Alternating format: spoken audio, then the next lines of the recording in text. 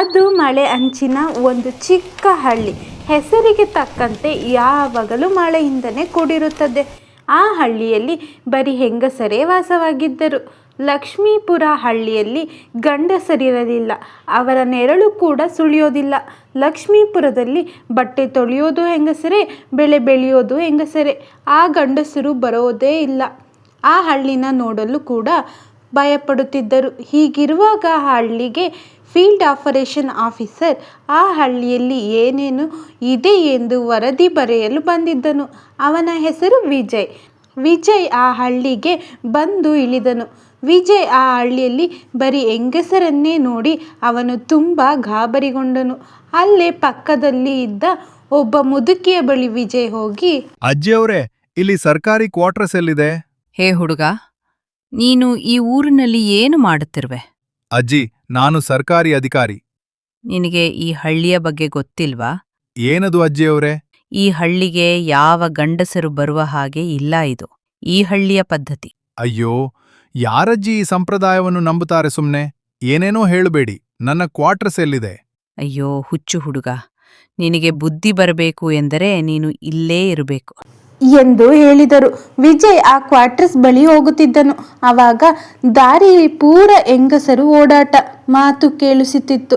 ಅದನ್ನು ನೋಡಿ ವಿಜಯ್ಗೆ ಏನೋ ಒಂಥರ ರೀತಿ ಭಯ ಆಯಿತು. ವಿಜಯ್ ತನ್ನ ಕ್ವಾರ್ಟರ್ಸ್ ಬಳಿ ಬಂದನು.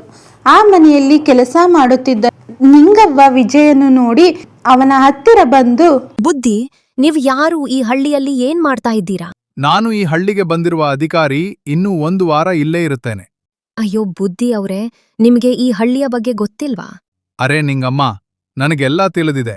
ನೀವು ನಿಮ್ಮ ಕೆಲಸ ನೋಡಿ, ನಾನು ನನ್ನ ಕೆಲಸದ ಬಗ್ಗೆ ಗಮನ ಕೊಡುವೆ. ಬುದ್ಧಿ ಅವ್ರೆ, ನೀವೇನಾದ್ರೂ ಮಾಡಿ ಆದ್ರೆ ರಾತ್ರಿ ಸಮಯದಲ್ಲಿ ಆಚೆ ಬರಬೇಡಿ. ಯಾಕೆ? ಅದೆಲ್ಲ ಗೊತ್ತಿಲ್ಲ. ಸರಿ, ನೀನು ಇನ್ನು ಹೋಗು ಎಂದು ಹೇಳಿದನು. ನಿಂಗಮ್ಮ ಅಲ್ಲಿಂದ ಹೊರಟು ಹೋದಳು. ಇತ್ತ ವಿಜಯ್ಗೆ ತುಂಬ ಭಯ, ಕುತೂಹಲ ಆಯಿತು. ಆ ದಿನ ರಾತ್ರಿ ವಿಜಯ್ ಮಲಗಿದ್ದನು. ಆವಾಗ ಹೊರಗಡೆ ವಿಚಿತ್ರವಾದ ಅನುಭವ ಆಯಿತು. ವಿಚಿತ್ರವಾದ ಶಬ್ದ, ಗಂಡಸರ ಧ್ವನಿ, ಮಕ್ಕಳ ಶಬ್ದ ಕೇಳಿ ವಿಜಯ್ ತುಂಬ ಆತಂಕಗೊಂಡನು. ಆಚೆ ಬಂದು ನೋಡಿದನು, ಆದರೆ ಅವನಿಗೆ ಯಾರೂ ಕೂಡ ಕಾಣಿಸಲಿಲ್ಲ. ವಿಜಯ್ ಇನ್ನೂ ಗಾಬರಿಗೊಂಡನು.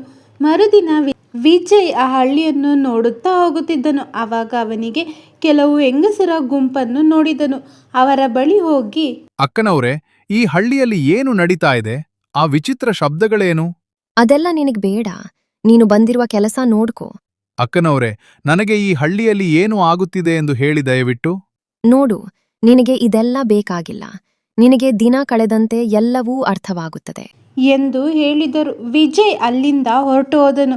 ಮತ್ತೆ ಆ ದಿನ ರಾತ್ರಿ ವಿಜಯ್ಗೆ ಆ ಶಬ್ದಗಳೇ ಕೇಳಿಸುತ್ತಿತ್ತು.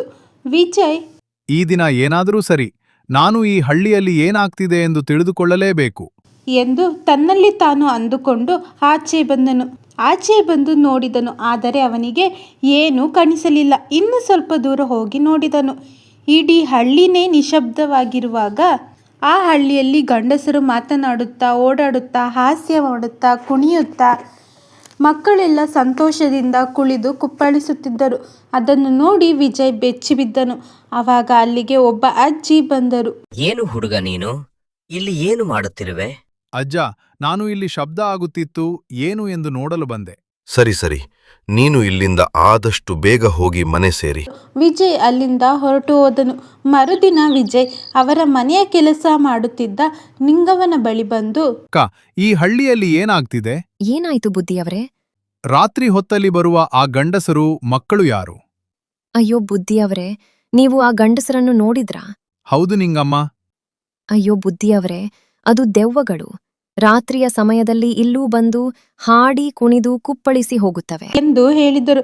ವಿಜಯ್ ತುಂಬ ಭಯಗೊಂಡು ತನ್ನ ಬ್ಯಾಗ್ ಹಿಡಿದುಕೊಂಡು ಓಡಿ ಆ ಹಳ್ಳಿಯಿಂದ ಬರಲು ಬಸ್ ನಿಲ್ದಾಣಕ್ಕೆ ಬಂದನು.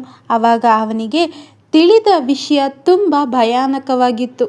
ಒಬ್ಬ ಮುದುಕ ವಿಜಯ್ ಭಯಗೊಂಡಿರೋದು ನೋಡಿ, ಅಯ್ಯೋ, ನೀನು ಆ ಲಕ್ಷ್ಮೀ ಹಳ್ಳಿಗೆ ಹೋಗಿದ್ದ ಅಲ್ಲಿ ಬರೀ ಹೆಂಗಸರನ್ನೇ ನೋಡಿದ್ಯಾ? ಹೂ, ತಾತ ಯಾಕೆ? ಅಯ್ಯೋ ದೇವ್ರೆ, ಅವರೆಲ್ಲ ಸತ್ತು ತುಂಬಾನೇ ವರ್ಷಗಳಾಗಿದೆ. ನೀನು ನೋಡಿರುವುದೆಲ್ಲ ಹೆಂಗಸರ ದೆವ್ವಗಳು. ಮತ್ತೆ ಗಂಡಸರು ಮಕ್ಕಳು ಯಾರು? ಅವರೆಲ್ಲ ಬದುಕಿದ್ದಾರೆ, ಅವರೆಲ್ಲ ನಿಜವಾದ ಜನ. ಎಂದು ಹೇಳಿದನು. ಅದನ್ನು ಕೇಳಿ ವಿಜಯ್ ಗಾಬರಿಯಾಗಿ ಮೂರ್ಛೆ ಹೋದನು. ಪ್ರಜ್ಞೆ ಬಂದ ಕೂಡಲೇ ವಿಜಯ್ ಅಲ್ಲಿಂದ ಹೊರಟು ಹೋದನು. ಇದು ಇಂದಿನ ಸಿಂಪಲ್ ಸ್ಟೋರಿ. ಈ ಸ್ಟೋರಿ ಏನಾದರೂ ನಿಮಗೆ ಇಷ್ಟ ಆದರೆ ಲೈಕ್ ಮಾಡಿ, ಶೇರ್ ಮಾಡಿ, ಸಬ್ಸ್ಕ್ರೈಬ್ ಮಾಡೋದನ್ನು ಮರಿಬೇಡಿ. ಧನ್ಯವಾದ.